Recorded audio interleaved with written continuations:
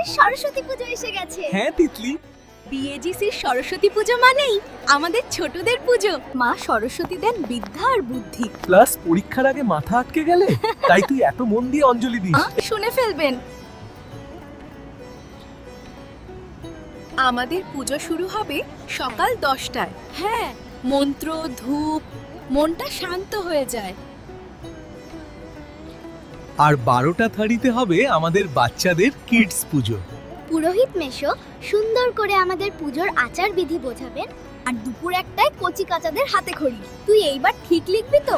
না না, এবার একদম ঠিক লিখে তোকে দেখাবো। এরপর দুপুর 1:30টায় শুরু হবে অঞ্জলি।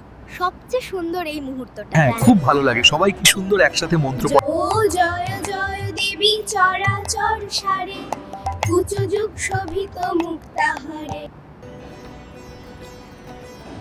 আর 1:45-এ 108টা ফুল দেওয়া হবে এক এক করে। প্রতিটা ফুলে এক একটা আশা জম ঠাকুরের পায়ে দেওয়া হবে। এরপরে প্রসাদ বিতরণ আর খাওয়ার পালা।